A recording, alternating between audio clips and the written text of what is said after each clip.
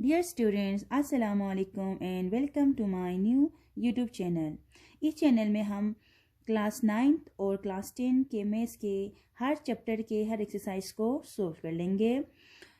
सबसे पहले हम स्टार्ट करेंगे एक्सरसाइज नंबर 1.1 से। इस वीडियो में हम एक्सरसाइज नंबर 1.1 सॉल्व कर लेंगे। एक्सरसाइज नंबर 1.1 सॉल्व करने से पहले हमें कुछ डिफिनीशंस हैं जिनको हमें समझना है। तो सबसे पहले इस क्लास में हम सीखेंगे मैट्रिक क्या होता है, ऑर्डर ऑफ मैट्रिक कैसे फाइंड करते हैं और वो होता क्या है, इक्वल मैट्रिसेस होते क्या हैं। तो आज की क्लास में हम ये सीखेंगे। सबसे पहले हम मैट्रिक होता क्या है यानी मैट्रिक क्या होती है हम वो सीखेंगे। मैट्रिक का मतलब ये होता है ये एलिमेंट्स का एक रेक्टेंगुलर अरेंजमेंट हम क्या करते हैं, अरेंजमेंट करते हैं एलिमेंट्स का और उसको हम स्क्वायर ब्रैकेट के अंदर लिख देते हैं। और मैट्रिक का फिर हम डिनोट भी करते हैं यानी कि उसका नेम भी देते हैं। किसी भी मैट्रिक को हम नेम देते हैं capital letter of English alphabet से। अगर उसके एलिमेंट्स जो हैं वो लेटर्स हों तो हम उसको लिखेंगे स्मॉल लेटर्स लिखेंगे, लाइक स्मॉल ए, स्मॉल बी, स्मॉल सी। उसके बाद हम आ जाते हैं उसके कॉन्सेप्ट पे। अब सबसे पहले जो मैट्रिक्स है उसका कॉन्सेप्ट किसने दिया है, यानी कि सबसे पहले जो मैट्रिक है उसका कॉन्सेप्ट दिया है एक इंग्लिश मैथमेटिशियन है जिसका नाम है जेम्स सिल्वेस्टर। और हम मैट्रिक्स के पर्पस को डिस्कस करेंगे। पर्पस ये है कि मैट्रिक्स जो है वो उसके बहुत सारे एप्लीकेशंस होते हैं, उसके बहुत सारे एप्लीकेशंस होते हैं, जैसे कि उसको हम अप्लाई करते हैं इंजीनियरिंग में, फिज़िक्स में। उसी तरह मैथ्स के आप हायर क्लासेस में जाएंगे तो उसके भी ब्रांचेस होते हैं जिसमें हम मैट्रिसेस को अप्लाई कर लेते हैं। हम इसके एप्लीकेशन डिस्कस कर लेते हैं। यहाँ पे मैंने कुछ एग्जांपल्स लिखे हैं, जैसे कि यहाँ देखें a is equal to square root, square matrix के अंदर मैंने लिखा है 3 and 2। ए का मतलब हुआ जिस तरह मैंने बोला था कि मैट्रिक का हम डिनोट करेंगे कैपिटल लेटर से, यानी कि डिनोट या नेम कहते हैं ए इधर है आपके पास ए को मैंने लिखा है। आप इसकी जगह कोई भी लेटर यूज कर सकते हो, कैपिटल ए हो, कैपिटल बी हो, कैपिटल सी हो, ठीक है। इसी तरह उसके अंदर 3 and 2 को हम कहते हैं उसके मेंबर्स, एलिमेंट्स, और 3 को हम कहेंगे एंट्री, यानी कि जो मैट्रिक्स है उसके जो एलिमेंट्स हैं हम उनको कहते हैं एंट्रीज ऑफ अ मैट्रिक्स कहते हैं। इसी तरह एग्जाम्पल नंबर आप 2 में देखते हो, ये भी एक मैट्रिक्स है क्योंकि उसके अंदर एलिमेंट्स लिखे हुए हैं और उसको क्लोज किया है स्क्वायर ब्रैकेट के अंदर। 3 में देखो डी है, डी भी एक एलिमेंट है, एक मैट्रिक है और उसके अंदर एक ही एलिमेंट है। 4 में आप आ जाते हैं जिसमें ई इज इक्वल टू एक आपको मैट्रिक दिया है। 5 में आ जाते हैं F is equal to again इधर एक मैट्रिक्स है जिसके अंदर एलिमेंट्स को अरेंज किया हुआ है। तो आप देख रहे हैं तो सारे जो एग्जाम्पल्स हैं एक दूसरे से डिफरेंट हैं, तो मतलब उनका कोई स्पेशल नाम होगा, तो उसको भी हम समझेंगे आगे क्लासेस में। अब मैट्रिक्स के अंदर दो चीज़ें हम डिस्कस करते हैं, एक तो ये होता है कि रो क्या होता है और दूसरा क्या होता है कॉलम क्या होता है। आप यहाँ पे मैंने एक मैट्रिक लिया है जैसे कि S इज इक्वल टू 1 6 3 2 5 6। यहाँ पर आप देखते हैं तो जो हॉरिजेंटल लाइन आपको नजर आ रही है, यानी कि हॉरिजेंटल मीन्स लेफ्ट से राइट की तरफ जो लाइन नजर आती है उसको हम कहते हैं रोज, और vertical line means up to down, vertical means up to down, up to down हमेशा क्या होंगे, कॉलम्स होंगे। मैंने आपको यहाँ पे हाईलाइट करके दिखाया भी है। कॉलम के एलिमेंट्स आपके पास है 1 2 है, 6 5 है, 3 and 6 है। इसी तरह अगर हम रोज के एलिमेंट की बात करेंगे तो उसमें एलिमेंट्स हैं 1 6 3 और से दूसरे रो में उसके एलिमेंट्स हैं 2 5 6। मतलब ये हुआ कि इस मैट्रिक में 2 रोज हैं 1 2 और इसके अंदर 2 कॉलम्स कितने हैं 1 2 3, यानी कि 3 कॉलम हो गए और 2 रोज हो गए। बच्चों आपको समझ में आया होगा। इसके बाद हम आते हैं ऑर्डर, यानी कि किसी भी मैट्रिक का ऑर्डर का क्या मतलब होता है। ऑर्डर को समझने के लिए हमें सबसे पहले समझना पड़ेगा रोज एंड कॉलम्स को, जो कि मैंने आपको डिटेल में इधर समझाया है, ठीक है। अब हम ऑर्डर पढ़ते हैं।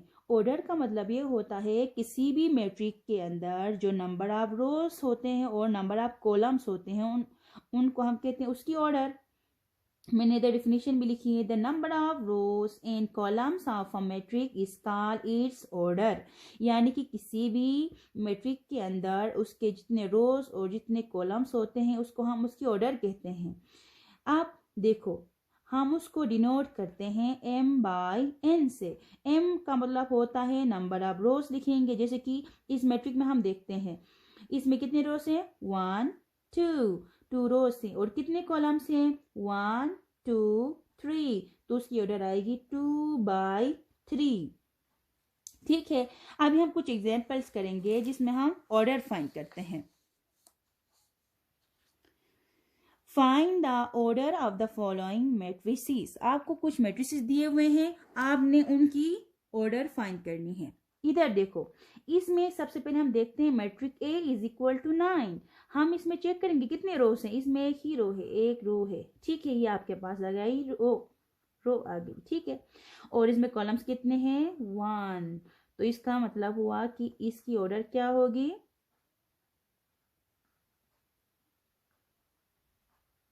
इसकी ऑर्डर होगी, रो बाय कॉलम होती है ना, रो कितने हैं, 1/1। ठीक है, अभी हम आते हैं सी पे। हम अगेन चेक करेंगे कि इसमें कितने रोज हैं। सबसे पहले हम रोज चेक करेंगे, 1 2, कॉलम्स कितने हैं, 1। तो मतलब ये हुआ इसकी ऑर्डर क्या होगी, 2/1, 2/1। समझ में आया। अभी देखते हैं 3 में, देखेंगे d इज इक्वल टू 4 3। अब हम अगेन चेक करेंगे कि इसमें कितने रोज हैं, 1 row and 1 column, second column, first column, second column. तो मतलब ये हुआ कि इसकी ऑर्डर होगी 1/2। इधर देखते हैं इसमें कितनी रोज हैं, 1 2, कॉलम्स कितने हैं, 1 2, मीन्स इसका ऑर्डर क्या होगी, 2/2, 2/2। एफ में आते हैं। एफ में आप देखते हैं तो इसमें एक रो ये हो गई, दूसरी रो ये हो गई। ठीक है, ये होगी रो 1, ये हो गई रो 2, ये हो गई रो 1, ये हो गई रो 2। ठीक है, इसी तरह कॉलम देखेंगे, ये हो गया C1, ये हो गया C2, ये हो गया C3। तो इसमें कितने आ गए, 2 रोस आ गए और 3 कॉलम्स आ गए। तो इसकी ऑर्डर क्या होगी, 2/3। ठीक है, मैंने आपको ये लाइनें ना समझाने के लिए किया, आप लाइनें समझने के लिए आप ड्रॉ कर सकते हैं, इसकी नीड नहीं है, आप ना ड्रॉ करें, मसला नहीं है। मैंने आपको समझाने के लिए, दिखाने के लिए शो किया है कि इसमें कितने रोज हैं, कितने कॉलम्स हैं। अगर आपको रोज एंड कॉलम्स का पता है, आप इजीली आइडेंटिफाई कर सकते हैं, तो जस्ट काउंट करो कि इसमें कितने रोज हैं। ठीक है, फिर उसके बाद इधर आपने लिखना है, यानी कि रो बाय कॉलम लिखना है। ठीक है बच्चों, तो मीन्स आपको समझ में आया होगा कि किसी भी गिवन मैट्रिक की ऑर्डर कैसे फाइंड करते हैं। ठीक है, अब हम सीखेंगे कि इक्वल मैट्रिसेस क्या होती हैं। ठीक है बच्चों, अब इक्वल मैट्रिसेस समझने के लिए हमें 2 मैट्रिसेस लेने होंगे। कम इक्वल के लिए कम से कम हमें 2 मैट्रिसेस चाहिए, ज्यादा हो सकते हैं। ठीक है, तो मैंने यहाँ पे डिफिनेशन में ये लिखा है कि 2 or more than 2 matrices are said to be equal if their orders are same or equal, their corresponding elements are equal or same। अब मैं आपको समझा देती हूँ। मतलब ये हुआ कि हम 2 या 2 से ज्यादा मैट्रिसेस को इक्वल तब कहेंगे जब उनकी ऑर्डर सेम होगी। अब ऑर्डर मैंने आपको सिखाया है, इन एग्जांपल्स में आपको ऑर्डर का कॉन्सेप्ट क्लियर हुआ है। ठीक है बच्चों, अब रह गया है कोरिस्पॉन्डिंग एलिमेंट्स की बात कर रहे हैं हम। एलिमेंट्स का मतलब ये हो, कोरिस्पॉन्डिंग का मतलब ये हुआ, देखो अब हम एग्जाम्पल लेते हैं। एग्जाम्पल में आपके पास 5 and 3 है। ठीक है, 6 - 1 का मतलब भी 5 ही होता है, 2 + 1 का मतलब भी 3 ही होता है। अगर वो सिंप्लीफाई करना है तो आप पहले इसको सिंप्लीफाई कर लीजिएगा, उसके बाद आपने उनको कंपेयर करना है। कोरिस्पॉन्डिंग का मतलब देखो, फर्स्ट एलिमेंट इधर 5 है ना बच्चों, तो इधर भी फर्स्ट में ही 5 होना चाहिए। अब सेकंड में क्या है, 3 है, तो इधर भी 3 ही होना चाहिए। इसे हम कहते हैं कोरिस्पॉन्डेंस। ठीक है बच्चों, यहाँ पे 5 की जगह इधर 5 है, 3 की जगह पे इधर 3 है। इसी तरह आप इसमें देखते हैं 5 की जगह पे इधर क्या है बच्चों 5 है और 3 की जगह पे क्या है बच्चों 3 है। तो मतलब ये हुआ कि हम कहते हैं कोरिस्पोंडिंग एलिमेंट्स कहते हैं। तो अगर आपको मैट्रिसेस दिए हुए हैं और आपसे ये कह रहे हैं कि ये मैट्रिसेस जो दिए हैं वो इक्वल है या नहीं है, उसके लिए क्या करना पड़ेगा, सबसे पहले आपने उनकी ऑर्डर देखनी है। अगर उनकी ऑर्डर सेम है, इसकी ऑर्डर है 2/1 और इसकी ऑर्डर भी 2/1 है, तो मीन्स ऑर्डर तो दोनों की सेम हो गई। अब नेक्स्ट में हमने क्या देखना है, उनके कोरिस्पोंडिंग एलिमेंट्स देखने। कोरिस्पोंडिंग के लिए आपने उनकी पोजीशंस को देखना है, उनकी जगह को देखना है। 5 की जगह 5 है, 3 की जगह पे 3 है, तो मीन्स ये कोरिस्पोंडेंस हो गई। देखो 5 की जगह पे 5 है, 3 की जगह पे 3 है, तो हम उसको क्या कहते हैं, कोरिस्पोंडेंस कहते हैं। तो मतलब ये हुआ कि कोरिस्पोंडेंस भी सेम हो, इक्वल हो गई, कोरिस्पोंडिंग एलिमेंट भी इक्वल हो गया और उसके साथ उनकी ऑर्डर भी इक्वल हो गई, तो हम कहेंगे दे आर इक्वल मैट्रिक्स। इधर देखो अभी डी भी इक्वल है या नहीं है, देखेंगे 5 की जगह पे क्या 5 है, नहीं। 3 की जगह पे क्या 3 है, नहीं, तो ये इक्वल नहीं है। अब ये ई पे देखते हैं, ई की जगह पे देखो 4 + 1 क्या होता है बच्चा 5 है, इधर 3 है, तो ये ई भी इक्वल है। तो मतलब ये हुआ कि here matrix A is equal to C and C equal to D लिखेंगे, नहीं लिखेंगे, क्योंकि इनकी ऑर्डर तो सेम है लेकिन उनके कोरिस्पोंडिंग एलिमेंट्स इक्वल नहीं है, इसलिए ये इक्वल नहीं होगा। तो हम लिखेंगे E B इसके इक्वल है, बिल्कुल है, और F B इसके इक्वल है, बिल्कुल है। तो मतलब ये हुआ कि matrix A is equal to C and C is equal to E is equal to F। इसका मतलब हुआ कि ये चारों मैट्रिसेस आपस में क्या हैं, इक्वल मैट्रिसेस हैं। ठीक है बच्चों, अब आपको समझ में आया होगा कि इक्वल मैट्रिसेस किसे कहते हैं। उसके बाद हम करते हैं एक्सरसाइज सोल्व। एक्सरसाइज हमने लिया है चैप्टर 1 का, हमने एक्सरसाइज नंबर 1.1 लिया है। सबसे पहले हम 1.1 सोल्व करेंगे और नेक्स्ट वीडियो में हम 1.2, फिर नेक्स्ट में 1.3, इसी तरह पूरी बुक के हर एक्सरसाइज को हम सोल्व कर लेंगे। तो पेज नंबर 4 में गिवन है, उसमें क्वेश्चन नंबर 1 ये है, find the order of the following matrices. A is equal to 2 - 5 3 6, ये आपको पता है, इनको हम एंट्रीज कहते हैं। B आपको दिया है, C भी आपको दिया है, ठीक है। तो सबसे पहले ऑर्डर फाइंड करने के लिए आपको मैंने बोला था आपने उनके रोज और कॉलम्स को काउंट करना है। तो फर्स्ट में देखो इसमें कितने कॉलम्स हैं, इसमें कितने रोज हैं, 2 रोज हैं, 2 रोज हैं, ठीक है। 1, ये हो गई रो 1 हो गई, ये हो गई रो 2 हो गई। कॉलम कितने हैं, C1 और C2।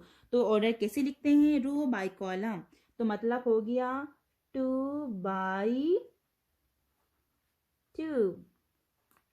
ठीक है बच्चों, समझ में आया। उसके बाद हम बी का फाइंड करेंगे। बी में क्या होगा, इसमें हम देखते हैं तो 2 रोज हैं, 1 2 1 2, इसकी भी ऑर्डर हो गई 2/2। अब नेक्स्ट में आते हैं, इसमें देखो इसमें कितने रोज हैं, 1 रो है, 2 कॉलम्स हैं, तो इसकी ऑर्डर हो गई 1/2। समझ में आ गए बच्चों। हम इसी तरह 1 by 1 सारे क्वेश्चन सोल्व करते जाएंगे। अब देखो डी में हम देखेंगे कि इसमें कितने कॉलम्स है, इसमें 1 कॉलम है और 3 रोज है, 1 रो 2 रो 3 रो, कॉलम एक ही है, तो मतलब इसकी ऑर्डर हो गई 3/1। समझ में आ गया। तो क्वेश्चन नंबर 1 हमने अभी कंप्लीट किया है। अब क्वेश्चन नंबर 2 देखेंगे। क्वेश्चन नंबर 2 में ये है कि which of the following matrices are equal. अब इक्वल मैट्रिसेस को हमने पहले समझ लिया है। इक्वल मैट्रिसेस का मतलब ये है उसमें हम 2 कंडीशन चेक करेंगे। कंडीशन 1 में ये था कि उनकी ऑर्डर सेम होनी चाहिए और कंडीशन 2 में ये था कि उनके कोरिस्पोंडिंग एलिमेंट्स जो हैं वो भी सेम हो या इक्वल हो। ठीक है बच्चों। अब सबसे पहले आपको मैट्रिक ए दिया है, हम मैट्रिक ए में हम ये देखेंगे क्या एक ऐसी मैट्रिक है जिसकी ऑर्डर ए के साथ सेम हो। अब आपको पता है ए की ऑर्डर क्या है, 1/1 है। ऐसा मैट्रिक है जिसमें 1/1 हो, इसकी तो 1/1 नहीं है, इसको हम सिंप्लीफाई कर लेंगे। 5 माइनस 2 क्या होता है बच्चों? 3। तो मीन्स इन दोनों की ऑर्डर सेम है और उनके एलिमेंट्स भी क्या है? सेम है। तो इसका मतलब ये हुआ कि here matrix A is equal to C। ठीक है, और है क्या? और हम चेक करेंगे, इसकी ऑर्डर तो 1/1 नहीं है, इसकी भी नहीं है, इसकी भी नहीं है, इसकी भी नहीं है, नहीं है, मीन्स A और C इक्वल है। ठीक है, अब हम नेक्स्ट चेक करते हैं B का। B की ऑर्डर क्या है? 1/2। 1/2 की मैट्रिक्स चेक करेंगे, 1/2 इधर भी है, बट यहाँ पे देखो तो यहाँ पे 3 की जगह 3 है ना एलिमेंट, इधर कोरिस्पोंडेंस में क्या है? 5 है। तो ये दोनों तो इक्वल नहीं हुए, हम इसको नहीं लेंगे। अब हम इसमें आ रहे हैं, ये तो इसकी ऑर्डर ही सेम नहीं है तो ये इक्वल ही नहीं होंगे, इसकी ऑर्डर भी सेम नहीं है तो ये भी इक्वल नहीं होंगे। जी पे हम आते हैं, जी पे आते हैं तो इसकी भी ऑर्डर सेम नहीं है, देखो बच्चों, तो ये भी इक्वल नहीं होगी। एच, ये भी नहीं है। आई चेक करते हैं, आई में देखते हैं तो इसकी ऑर्डर क्या है? इसको सिंप्लीफाई कर लो, 5 होता है ना, 5 होता है। तो मीन्स इन दोनों की ऑर्डर सेम है, देखो बी और आई की। ठीक है, बी आई की ऑर्डर सेम है और देखो तो उनके एलिमेंट्स भी सेम है, 3 है 3 है, 5 है 5 है। तो मीन्स ये हुआ कि बी इज इक्वल टू आई। ठीक है बच्चों, समझ में आया? अभी हम नेक्स्ट करते हैं, सी का देखेंगे। सी का तो हो चुका है, डी पे आते हैं। डी की ऑर्डर क्या है? 1/2 है। अब 1/2 में हम 5 और वो देखेंगे 5 और 3 का, तो डी के साथ कोई मैट्रिक्स सेम नहीं है। 5 यहाँ पे तो 3 5 है, ये भी 3 5 है, ये दोनों इक्वल हैं, लेकिन ये इक्वल नहीं आ रहा, तो हम इसको छोड़ देंगे। ई पे आते हैं, ई के साथ देखो 4062 देखो बच्चों, ई की ऑर्डर भी सेम है, ई और एच की, और एलिमेंट्स भी सेम है। देखो ए 4 और 4 है, 0 की जगह पे 0 है, 6 की जगह पे 6 है, 2 की जगह पे 2 है। तो मतलब क्या हुआ? ई किसके इक्वल है? एच के इक्वल है। एक एलिमेंट है और मजीद देखेंगे। अच्छा इधर देखो, इधर भी इसके ऑर्डर 2/2 है, तो हम चेक करते हैं क्या आता है। 2 + 2 4 बिल्कुल आता है, 2 - 2 0 वो भी आता है, 4 + 2 6 वो भी आता है, 2 + 0 वो भी आता है। 2 + 0 का मतलब 2 होता है ना बच्चों। तो मतलब ये हुआ कि ई एच और जे क्या होंगे? इक्वल। समझ में आया? गुड। अभी हम नेक्स्ट क्वेश्चन सोल्व कर लेंगे। Find the values of the variables a, b, c and d which satisfy the matrix equation। अब आपको पता है बेटा, इधर देखो हम a + c, a + 2b, c - 1, ad - 6,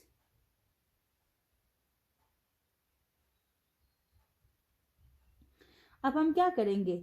ये एक इक्वेशन है, 3d - 6, यहाँ पे 3 है, 3d - 6 is equal to 3d - 6 equal to क्या होगा? 2d होगा। ठीक है बच्चों, सबसे पहले हम क्या कर लेंगे? इसको सोल्व कर लेंगे। आपको पता है ये पहले से इक्वेशन है, तो उसका मतलब ये हुआ कि उसके हर एलिमेंट जो है वो उसका फर्स्ट एलिमेंट जो है फर्स्ट के साथ इक्वल होगा, सेकंड के साथ इक्वल होगा, थर्ड के साथ इक्वल होगा, फोर्थ के साथ इक्वल होगा। ठीक है बच्चों, तो हम लिखेंगे from the above matrix, from the above matrices. In matrices हमें क्या पता चला? ये इक्वल है, तो मतलब ये हुआ कि a + c किसके इक्वल होगा? 0 के। ठीक है, इसको हम इक्वेशन 1 देंगे, एक इक्वेशन बन गया है। ठीक है बच्चों, उसके बाद हम लिखेंगे a + 2b। फिर आप हैरान हो जाएंगे, टीचर इधर तो ए और बी लिखा है, तो ये कैसे इक्वल होंगे? ये इसलिए इक्वल हैं क्योंकि इसने पहले ही बोला है ये इक्वल है कि इक्वल का सिंबल लिखा है, तो हम इसको इक्वल करेंगे, क्योंकि जब भी आप देखते हैं दो इक्वेशन इक्वल है तो उसका मतलब ये होता है कि उनकी ऑर्डर भी सेम होती है और उनके कोरिस्पोंडिंग जो एलिमेंट्स होते हैं वो भी इक्वल होते हैं। तो इसलिए हमने क्या लिखा है, a प्लस सी को 0 के इक्वल किया है, a प्लस 2b को हम करेंगे -7 के और इसका नाम देंगे हम इक्वेशन नंबर 2। ठीक है बच्चों।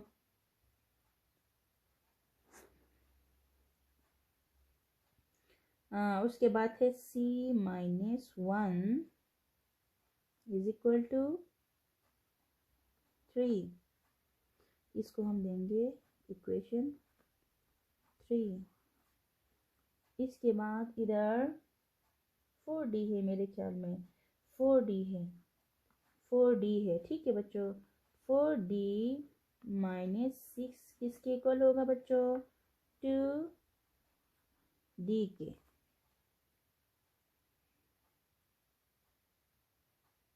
इसका नाम देंगे हम इक्वेशन नंबर 4।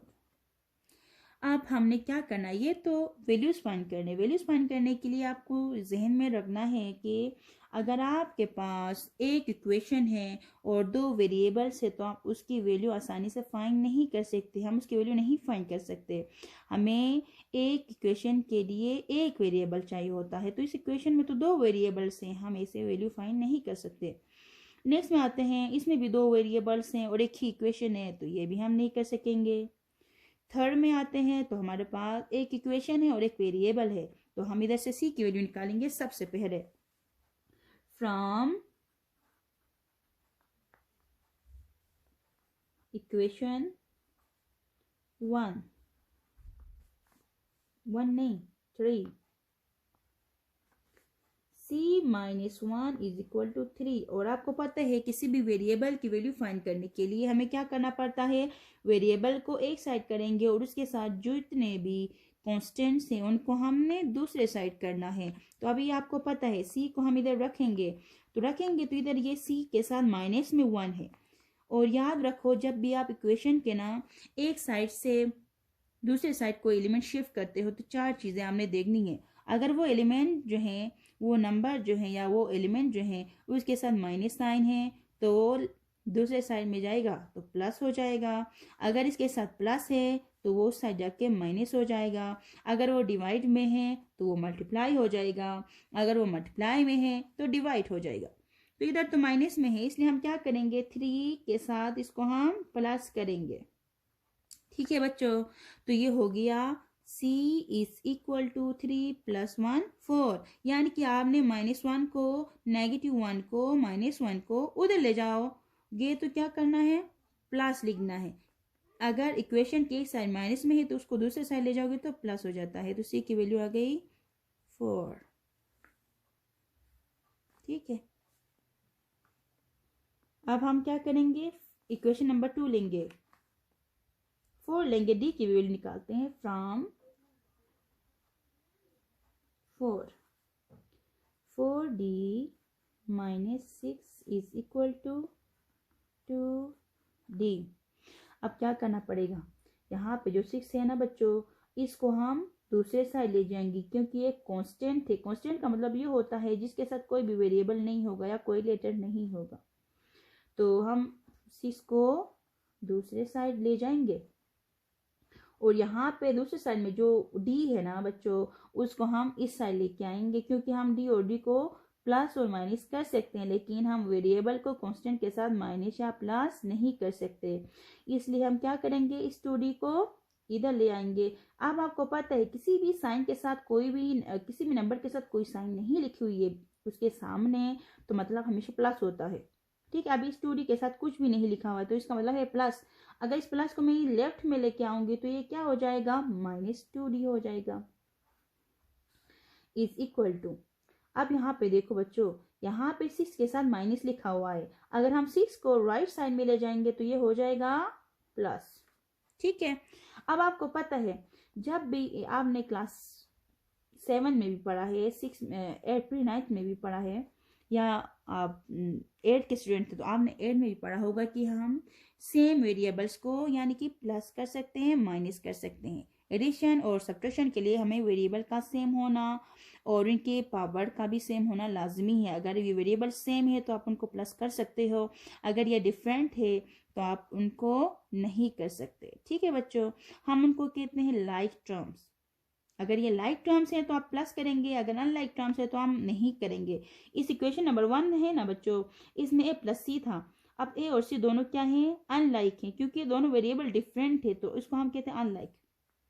इधर हम इसको लाइक इसलिए कहेंगे क्योंकि दोनों सेम है, डी डी है तो डी और डी सेम ही है तो हम लाइक टर्म कहते हैं। और आपको पता है, अब हम जब वेरिएबल को प्लस या माइनस करते हैं तो वेरिएबल को नहीं करते बल्कि उनके कोफिशिएंट्स को करते हैं। इधर डी का कोफिशिएंट है 4, यानी कि कोफिशिएंट का मतलब ये होता है किसी भी वेरिएबल के सामने प्रोडक्ट फॉर्म में जो भी नंबर होगा ना बच्चों, हम उसको कोफिशिएंट कहते हैं। इधर डी के साथ 4 है तो 4 इसका कोफिशिएंट है, इधर डी के साथ 2 है तो वो उसका क्या है, कोफिशिएंट है। याद रखो, कोफिशिएंट हमेशा वेरिएबल के साथ होता है, वेरिएबल टर्म के साथ होता है, कांस्टेंट के साथ नहीं होता है। अब हम क्या करेंगे, 4 से 2 को माइनस करेंगे। क्यों करेंगे, क्योंकि 4 की साइन है प्लस और 2 की साइन माइनस। याद रखो, जब भी आप प्लस माइनस करते हो ना वेरिएबल्स को, तो उधर उनकी साइन देखो, अगर दोनों की साइन डिफरेंट है तो हमने क्या करना है, माइनस करना है। अगर दोनों की साइन सेम है तो आपने क्या करना है, प्लस करना है। अब इधर देखो तो 4 के सामने कुछ भी नहीं लिखा है ना बच्चों, इसका मतलब हो गया +4। अब देखो ये प्लस में है और ये माइनस में है, क्या करेंगे, हम माइनस करेंगे। माइनस तो करेंगे लेकिन माइनस करने के बाद हम बिगर, जो भी बिगर नंबर होगा उसकी साइन लिखेंगे। अब हमने क्या करना है, 4 से 2 को माइनस करना है तो आंसर आ जाएगा 2, डी भी आ जाएगा। अब ये भी देखना है कि इसकी साइन क्या होगी। इसकी साइन हमने ये देखना है कि 2 और 4 में से कौन सा बड़ा है, 4 बड़ा है ना बच्चों, इसलिए इसकी आएगी +2d इज इक्वल टू 6। अब हम क्या करेंगे, अब आपको पता है सामने प्लस साइन हो तो हम उसको लिखते नहीं हैं, इसलिए हम लिखेंगे 2d, क्योंकि आप लिखे या ना लिखे फर्क नहीं पड़ता है, हम लिखेंगे 6। ठीक है बच्चों, अब हम क्या करने वाले हैं, यहाँ पे हमें ओनली d की वैल्यू चाहिए, इधर तो आ गया 2। अब हम क्या करें, इस 2 को राइट साइड में शिफ्ट कर लेते हैं। राइट में शिफ्ट कर लेंगे तो d is equal to 6 divided by 2। ठीक है बच्चों, अब हम लिखेंगे, आप अगर ये कैंसिल होते हैं तो आप कर सकते हो, d इज इक्वल टू क्या आएगा, 2 1 ज़ 2, 2 3 ज़ 6, तो इसकी वैल्यू आ गई 3। ठीक है बच्चों, आपको समझ में आया होगा। अब हम क्या कर रहे हैं, नेक्स्ट इसकी वैल्यू फाइंड करने वाले हैं। इसके बाद हम करेंगे, हमने सी और डी की वैल्यू फाइंड की है। अब क्या रह गए बच्चों, अब रह गए हमारे पास ए और सी। ए और सी को तो हम ए से सोल्व नहीं कर सकते क्योंकि इसमें 2 वेरिएबल हैं, इसलिए क्या करना पड़ेगा, आपके पास जो सी की वैल्यू आई है ना बच्चों, इसको हम पुट करेंगे क्वेश्चन नंबर 1 में। पुट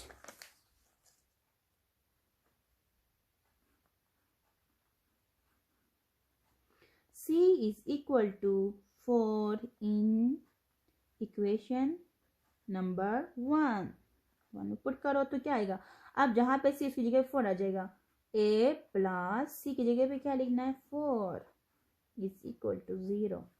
तो a, आपको पता है अगर यहाँ पे वैल्यू फाइंड करना है तो एक साइड वेरिएबल को अकेले रखना है, सिंगल वेरिएबल रखेंगे, तो वेरिएबल के साथ जो भी टर्म है ना उसको दूसरे साइड कर लेते हैं, 4 को उस साइड ले जाएंगे तो ये प्लस में है तो उस साइड जाके क्या होगा, -4। तो ये भी आ गई ए की वैल्यू। अब रह गई हमारे पास बी की वैल्यू रह गई है। अब याद रखो, अब हम इक्वेशन नंबर 2 में है ना बच्चों बी, अब बी इधर हम ए की वैल्यू पुट करेंगे तो बी की वैल्यू आ जाएगी। ठीक है, ए की वैल्यू हमें पता है, करें पुट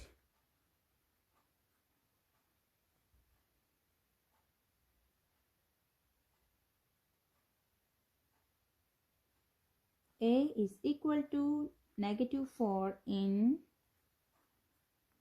इक्वेशन नंबर किस में पुट करेंगे, 2 में। तो ये आ जाएगा, a की जगह पर हम लिखेंगे -4 plus 2b is equal to -7। और आपको पता है आप ब्रैकेट से कैसे निकालते हैं वो याद रखो। बाहर साइन देखेंगे, बाहर कोई साइन नहीं है, प्लस ही है, कुछ भी नहीं तो प्लस तो मल्टीप्लाई करना होगा। जब भी आपके साथ ना आपको ब्रैकेट दिया है और ब्रैकेट के अंदर एक साइन है और एक बाहर साइन हो तो हमेशा मल्टीप्लाई होते हैं, तो प्लस माइनस माइनस हो जाएगा। ठीक है बच्चों, जब भी हम अपोजिट साइन को मल्टीप्लाई करते हैं तो क्या आता है, हमेशा नेगेटिव आता है, तो -4 हो गया। यहाँ पे हम लिखेंगे 2b इज इक्वल टू -7। अब हम क्या करने वाले हैं, -4 को तो साइड ले जाना पड़ेगा। 2b is equal to -7। अब 4 को उधर ले जाएंगे तो +4 हो जाएगा। अब 2b इज इक्वल टू क्या आएगा आंसर, दोनों की साइन सेम या डिफरेंट है, डिफरेंट है तो हम क्या करते हैं, माइनस करते हैं। 7 से 4 निकालेंगे तो आ जाएगा 3। और बिगर नंबर की साइन लिखते हैं। बिगर नंबर कौन सा है, 4 या 7? 7 है, सो हम 7 की साइन लिखेंगे माइनस। ठीक है, अब हमें b नहीं चाहिए, b चाहिए तो हम क्या करेंगे, b इज इक्वल टू -3। अब 2 इसके साथ मल्टीप्लाई फॉर्म में होता है, कोएफिशिएंट हमेशा मल्टीप्लाई में होता है। ठीक है, इधर 2 मल्टीप्लाई में है, इसके डिनोमिनेटर में नहीं है, तो ये इधर आ जाएगा तो डिवाइड हो जाएगा। ठीक है बच्चों, और b इज इक्वल टू, हम इस साइन को सेंटर में लिखेंगे। अगर एक साइन हो तो प्लस, डिवीजन में ना प्लस और इसके माइनस साइन है तो हमेशा माइनस होती है और वो सेंटर में हम लिखते हैं। तो ये आ गई आंसर।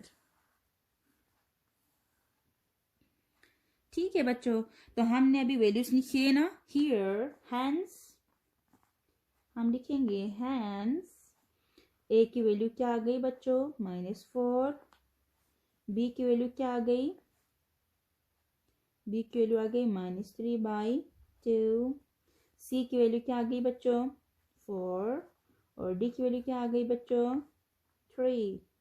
डी की वैल्यू आप चेंज भी हो सकती है क्योंकि मैंने इधर 4 लिखा हुआ है, आप चेक कर ले, अगर 4 है तो फिर इसके लिए ये 3 आएगी, अगर दूसरा एलिमेंट है तो फिर उसके लिए चेंज भी हो सकती है। ठीक है बच्चों, तो आई होप आपको आज का ये लेसन समझ में आया होगा। मुझे उम्मीद है अगर कोई क्वेश्चन है तो आप कमेंट्स में पूछ सकते हैं। ठीक है बच्चों, अल्लाह हाफिज।